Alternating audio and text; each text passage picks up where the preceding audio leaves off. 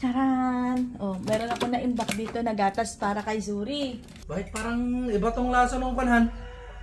Nang! Gatas? Bakit?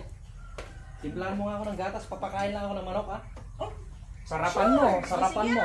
Oo. Siguradong gutom na tong mga manok ko, nandito na sila oh. Sakto mga kakabsat! Meron akong naisip na prank sa kanya.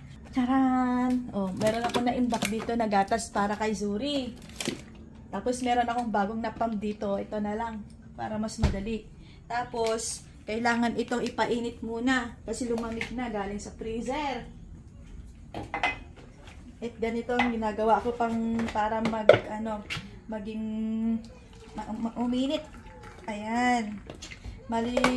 Maligam-gam no kwa, pero dahil ito kay Ronald naman, mainit na lang. Tignan nga natin kung ano magiging reaction niya. Nandun siya oh, nagpapakain ng manok. Sakto, nagtitimpla si Rosing doon ng gatas. Makapagpakain ng manok, ay, sigurado, maggagatas na rin ako. Mamaya, tawagin ko siya. Han! Han! Ready na yung gatas mo? Ready na? Oo, halika na.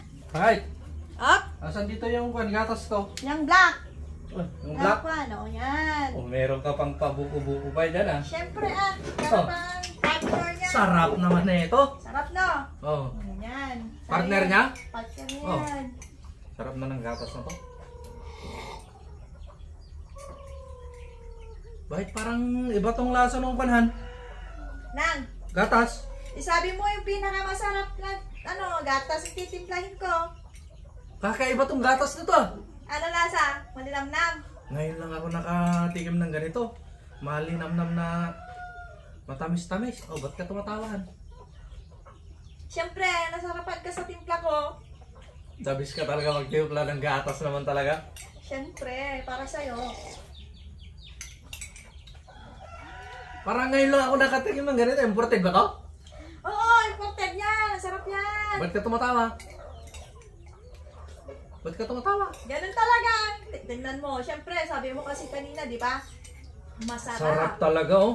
O di, ginawa ko. Masarap talaga. Masarap yung tinimpla ko. Grabe, sarap talaga. Para sa'yo. Oh, ba't ka nang tawa na tawan? Masarap talaga. Sarap. Ikaw na lang magtimpla sa susunod ah. O sige, ang bahala.